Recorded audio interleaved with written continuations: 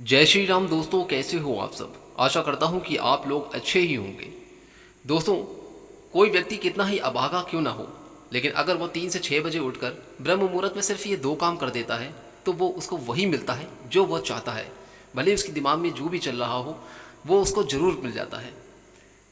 एक समय की बात है दोस्तों कि माता पार्वती ने भगवान शिव से पूछती हैं कि स्वामी, मैंने देखा है कि चाहे कितना भी अभागा मनुष्य क्यों ना हो, अगर सुबह ब्रह्म मुहूर्त के समय में उठता है और वो उठकर वह यह 2 काम कर देता है तो वह सुखी रहता है।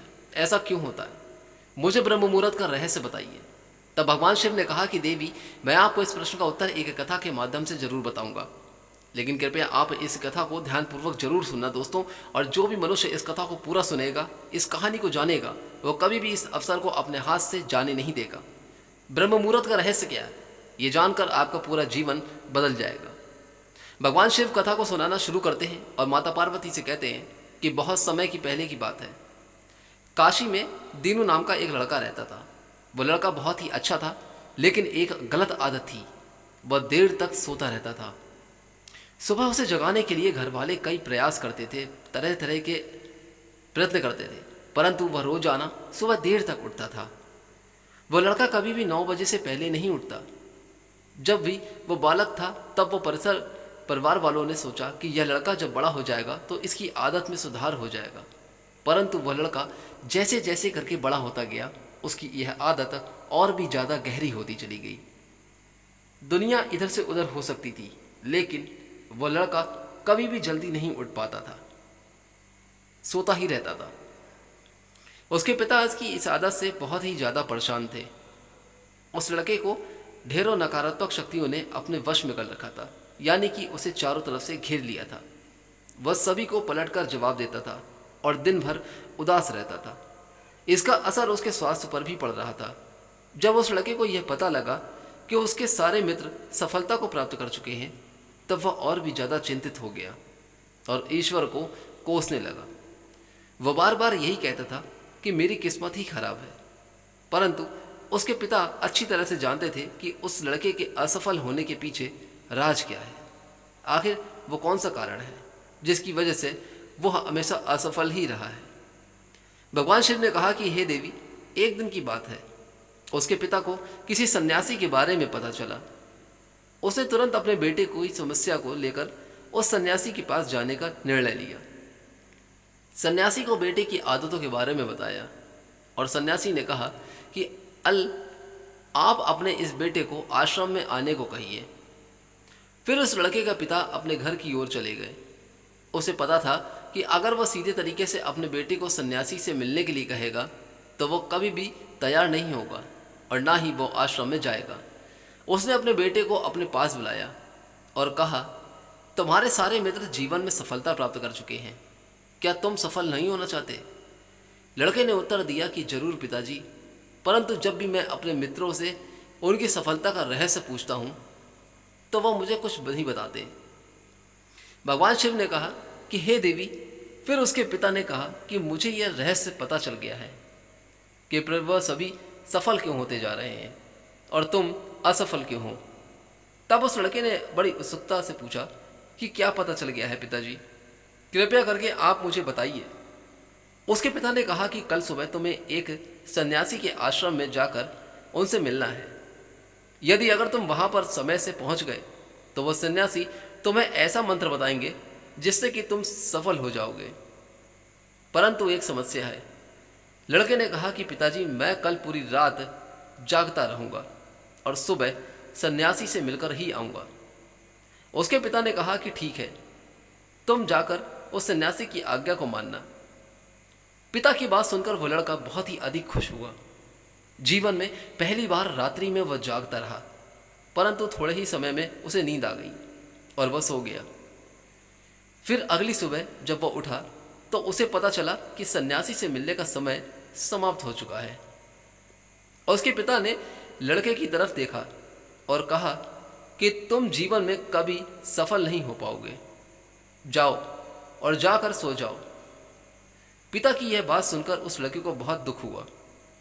उसने मन ही मन में स्वयं को चुनौती दी कि कल सुबह वह सन्यासी से मिलने अवश्य जाएगा। उसने अपने पैर में एक छोटा सा घाव बना लिया, जिससे दर्द के कारण उसे रात भर नींद नहीं आई। भगवान शिव ने कहा कि हे देवी, यह ऐसा पहला अवसर था जब उसने अपने जीवन में पहली बार सूर्योदय देखा था। वह तुरंत ही तैयार होकर सन्यासी से मिलने के लिए अपने घर से चला गया। आज उसका अनुभव कुछ अलग ही था। वह बेहद शांत महसूस कर रहा था। चलते चलते वह लड़का जैसे ही सन्यासी के आश्रम में पहुंचा तो उसने वहां पर जाकर देखा कि सन्यासी और उसके सभी शिष्य ध्यान लगाकर बैठे हुए थे। भगवान शिव ने कहा कि हे देवी, इस कहानी को आप बहुत ध्यान से सुनना, आपको इसका रहस्य जरूर पता चल जाएगा। जब ध्यान का समाप्त हुआ तब लड़का उस सन्यासी के पास पहुंचा और उन्हें प्रणाम करते हुए बोला कि आपके पास कोई ऐसा मंत्र है जिससे मैं सफल हो सकता हूं? अगर है तो कृपया करके वह मंत्र मुझे बताइए। मैं भी अपने मित्रों के समान सफल होना चाहता हूं, क्योंकि मेरे सारे मित्र सफल हो चुके हैं और अच्छा जीवन जीना चाहता हूं। भगवान शिव ने कहा कि हे देवी। फिर सन्यासी मुस्कुराए और बोले, अच्छा तो तुम वही बालक हो। तुम्हारे पिताजी मुझसे मिलने आए थे और उन्होंने तुम्हारे विषय में मुझे सब कुछ बता दिया था, परंतु मैं तुम्हें वह मंत्र अवश्य बता देता। लेकिन अब लड़के ने जैसे ही परंतु शब्द सुना तो लड़का घबरा गया। उससे पूछा कि परंतु क्या गुरुदेव? तब सन्यासी बोला कि मैंने तुम्हें वह मंत्र जरूर बताऊंगा, लेकिन अगले 21 दिनों तक तुम्हें मेरी आज्ञा माननी होगी। मैं तुम्हें वह मंत्र 21 दिनों के बाद बताऊंगा। तब तक मैं तुमसे जो भी कार्य कहूंगा तुम्हें वही करना होगा। यदि तुम असफल हुए या कार्य के बीच में तुम्हारा संकल्प टूट गया तो उस मंत्र का असर नहीं होगा। दृढ़ निश्चय के साथ उस लड़के ने कहा कि मुझे आपकी सारी आज्ञा स्वीकार है। मैं आने वाले अगले 21 दिनों के लिए आपका दास हूं। आप जो भी कहेंगे मैं वही कार्य करूंगा। मुझे केवल और केवल उस मंत्र के बारे में जानना है जो सफल कर देता है। भगवान शिव ने कहा कि हे देवी। फिर सन्यासी ने उस लड़के से कहा कि ठीक है, कल से तुम्हारा कार्य शुरू होगा, तुम इसी आश्रम में निवास करोगे। वो लड़का आश्रम में निवास करने के लिए तैयार हो गया। सन्यासी ने कहा कि यहां रहते हुए तुम्हें ब्रह्म मुहूर्त में उठना होगा और दूसरे शिष्यों की तरह ध्यान और तप करना होगा। साथ ही आश्रम के कार्य में भी सहायता करनी होगी। यह ध्यान रहे, यह संकल्प तुम्हारा है और टूटना नहीं चाहिए। भगवान शिव ने कहा कि देवी। अब वह लड़का सन्यासी की बात से सहमत हो गया और उसने अगले दिन से उनके कार्य करने का शुरुआत कर दी। इस बार उसने दृढ़ निश्चय किया, लेकिन 1 सप्ताह बीत जाने के बाद ही उसका संकल्प टूट गया और वो 8वें दिन देर तक सोता रहा। जब वह नींद से जागा तो उसने कहा कि मुझे से कितनी बड़ी भूल हो गई है। वह रोते हुए सन्यासी के पास गया और कहने लगा कि हे गुरुदेव, मेरा संकल्प तो टूट गया। अब मैं जीवन में कभी सफल नहीं हो पाऊंगा। सन्यासी ने उसे समझाते हुए कहा कि एक बार फिर से शुरुआत करो, फिर से संकल्प करो। फिर लड़के ने सन्यासी से पूछा कि सुबह उठना इतना आवश्यक क्यों होता है? ये बात मेरी समझ में नहीं आती, और यहाँ पर सभी लोग इतनी जल्दी क्यों उठ जाते हैं? तब भगवान शिव ने कहा कि हे देवी। तब सन्यासी ने लड़के को समझाते हुए कहा कि सुबह यानी ब्रह्म मुहूर्त में उठने के पीछे एक बहुत बड़ा राज है। यह इसका विज्ञान भी छुपा हुआ है। लड़के ने कहा कि कृपया करके मुझे वो विज्ञान बताने की कृपा करें। मैं जानना चाहता हूँ कि ब्रह्म मुहूर्त में लोग इतनी जल्दी उठ कैसे जाते हैं। सन्यासी ने कहा कि रात्रि को 4 पहर में बांटा गया है। पहला रुद्रकाल, जिसका समय 6 बजे से लेकर रात के 9 बजे तक होता है। दूसरा होता है राक्षस काल, जिसका समय रात्रि 9 बजे से लेकर 12 बजे तक का होता है। तीसरा होता है गंधर्व काल, जिसका समय रात्रि 12 से लेकर 3 बजे तक का होता है। और जो सबसे अंत में पहर आता है उसे मनोहर काल कहते हैं। इस समय को ब्रह्म मुहूर्त या अमृत बेला के नाम से भी जाना जाता है। इसका समय भोर के 3 बजे से सुबह 6 बजे तक का होता है। यह वह समय होता है जब पूरे संसार की नकारात्मक शक्तियाँ निष्क्रिय अवस्था में होती हैं और सकारात्मक शक्तियाँ सक्रिय हो जाती हैं। ब्रह्म मुहूर्त अर्थात देव मुहूर्त कहा जाता है। ब्रह्म मुहूर्त का अर्थ देवताओं का समय होता है। भगवान शिव ने कहा कि हे देवी, वह सन्यासी आगे कहता है कि इस समय देवता धरती पर विचरण कर रहे होते हैं और जितने भी देवी देवता होते हैं जागृत मनुष्य पर उनका बड़ा ही सकारात्मक प्रभाव पड़ता है। ब्रह्म मुहूर्त एक ऐसा समय होता है जिसमें मनुष्य का जो मस्तिष्क होता है वह बिल्कुल खाली होता है, जिसमें किसी भी प्रकार के कोई विचार नहीं होते। और जब तक इस समय व्यक्ति अपनी पुस्तक खोलकर पाठ का अध्ययन करते हैं, पढ़ाई करते हैं, तो उन्हें सब कुछ बहुत जल्दी और आसानी से याद भी हो जाता है और यह एक तरीके से लंबे समय तक याद रहता है, जिसे भूला नहीं जाता। यह एक ऐसा समय है जिसमें हम ज्ञान को समझने की प्रयास करते हैं। इस कारण आश्रम के सभी शिष्य और संसार में बहुत से ज्ञानी लोग ब्रह्म मुहूर्त में ही उठ जाते हैं। प्राचीन काल में रोशनी का कोई स्रोत न होने के कारण लोग अपने दिन का समापन सूर्यास्त के साथ और आरंभ सूर्योदय के साथ करते थे। यह एक ऐसा तरीका है जिससे मानव जीवन प्रकृति के साथ तालमेल बनाकर चलता है। भगवान शिव ने कहा कि हे देवी, फिर उस लड़के ने कहा कि ठीक है, मैं कल से अपना संकल्प फिर से शुरू करता हूँ, परंतु ब्रह्म मुहूर्त में उठकर मुझे क्या क्या करना चाहिए। तब सन्यासी ने उस लड़के को समझाते हुए कहा कि ठीक है, मैं तुम्हें बताता हूँ कि तुम्हें ब्रह्म मुहूर्त में उठकर क्या करना चाहिए और कैसे कैसे करना है। इन सब बातों को ध्यान से सुनना।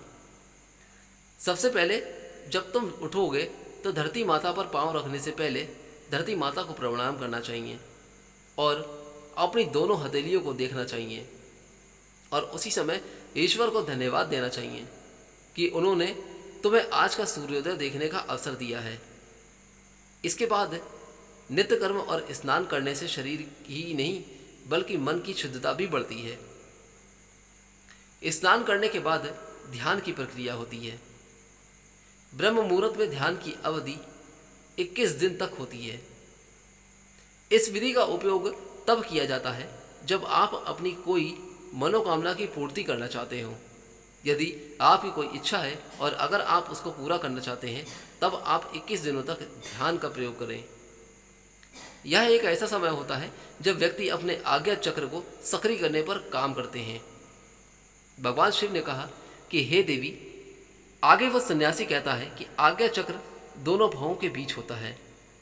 यह संकल्प का स्थान भी कहा जाता है। अगर इस चक्र पर ध्यान केंद्रित किया जाए और अपनी मनोकामना को बार बार दोहराया जाए, जो भी इच्छा आप पूरी करना चाहते हो, तो मात्र 21 दिनों के अंदर ही वो मनोकामना पूरी हो जाती है। अगर आपके मन में कोई अधूरी इच्छा है, मनोकामना है और आप उसे पूरी करना चाहते हैं, तब उसे सबसे पहले उस मनोकामना का स्पष्टीकरण कर लें कि आपको क्या चाहिए। यह निर्णय अवश्य कर लें। इसके बाद ध्यान की विधि को शुरू करें। ब्रह्म मुहूर्त में स्नान के बाद एक ऐसा स्थान चुनें जहाँ पर वायु का प्रवेश हो। ध्यान में शुद्ध प्राण वायु का होना बहुत ही आवश्यक होता है। ध्यान की मुद्रा में रीढ़ की हड्डी सीधी होनी चाहिए, साथ ही गर्दन भी सीधी होनी चाहिए। सुखासन की अवस्था में दोनों हाथों को घुटनों पर रखकर आंखें बंद करके बैठ जाएं। हाथों की मुट्ठियों को बंद कर लें और 2-3 मिनट तक बिल्कुल शांत हो जाएं। जब आपका शरीर स्थिर हो जाए और श्वास भी शांत हो जाए, तब उसके बाद अपना सारा ध्यान आज्ञा चक्र पर लगाएं। इस दौरान लंबी गहरी सांस लें और सांस को रोक कर रखें। इस समय आप अपनी इच्छा को मन ही मन दोहराएं और अपने मन से इष्ट देव और देवी देवताओं और गुरुजनों का चिंतन करें। भगवान शिव कहते हैं कि हे देवी, उस सन्यासी ने कहा कि जब सांस को रोकना कठिन हो जाए तब धीरे धीरे सांस को बाहर की ओर छोड़ना चाहिए। सांस को नाक से भरें और मुख से बाहर छोड़ें।